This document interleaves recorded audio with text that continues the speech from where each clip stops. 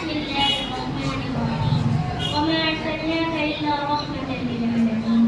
مشکل سے راستے وہ آسان ہو گئے، مشکل سے راستے وہ آسان ہو گئے، دشمن یہ دیکھ کر حیران ہو گئے. رکھا میرے نبی نے دنیا میں جب قدم، رکھا میرے نبی نے دنیا میں جب قدم، تو پتھر بھی کلمہ پڑھ کر مسلمان ہو گئے.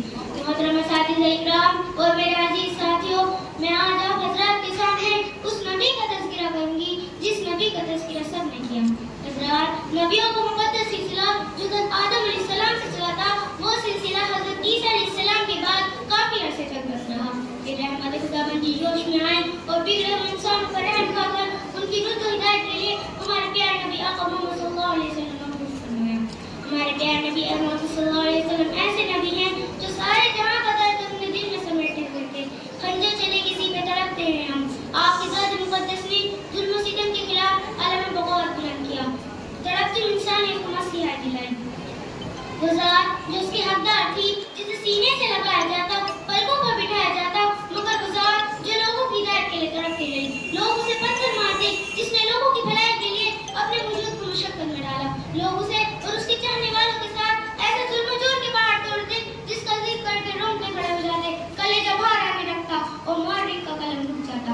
حضرات، حضرت ابوبکر صدیق رضی اللہ عنہ کو وطن سے بے وطن کر دیا گیا، حضرت عمار بن یاسر رضی اللہ عنہ کو شہید کر دیا گیا، حضرت خباب رضی اللہ عنہ کو انگاروں پر لٹایا گیا، حضرت بلال رضی اللہ عنہ کے سینے پہ پتھر رکھے گئے، حضرت سمیہ رضی اللہ عنہ کو چیٹ دیا گیا، حضرت زبیر رضی اللہ عنہ کی آنکھیں نکال دی گئی اور حضرت حمزہ رضی اللہ عنہ کے ٹکڑے ٹکڑے کر دی گئے.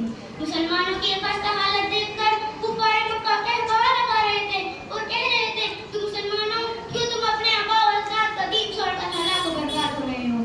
اب بھی تم محمد صلی اللہ علیہ وسلم کو چھوڑ دو تو ہم تم پہ سے ساری پابندیاں ہٹا لیں گے. مگر مسلمانوں نے جواب دیا، اے کفار، سن لو، ہم حق پا چکے ہیں، لہٰذا طوفان سے ٹکرا لیں گے. درختوں کے پتے چھالے کھا کھا کر اپنا دن گزار سکتے ہیں، بھوک پیاس سے تڑپ تڑپ کے اپنا دم توڑ سکتے ہیں، مگر رسول صلی اللہ علیہ وسلم کی رسالت کا انکار نہیں کر سکتے. حضرات، ذرا سوچیں کیسے سنگین گھڑی تھی، کتنا بھیانک منظر تھا، مگر رسول صلی اللہ علیہ وسلم کی باتوں سے منہ نہ موڑا. آج ہم بھی رسول صلی اللہ علیہ وسلم کی غلامی کا دعویٰ کرتے ہیں، اسی لیے کان کھول کر سن لیجیے. اگر رسول صلی اللہ علیہ وسلم کی ایک ایک سنت کو مکمل طور پہ بچا لاتے ہیں تب تو ہمارا واقعہ سچا اور پکا ہے، ورنہ ہمارا واقعہ باطل اور بیکار ہے. میں اپنی تقریر اس شعر سے ختم کرنا چاہتی ہوں کہ محمد کی اطاعت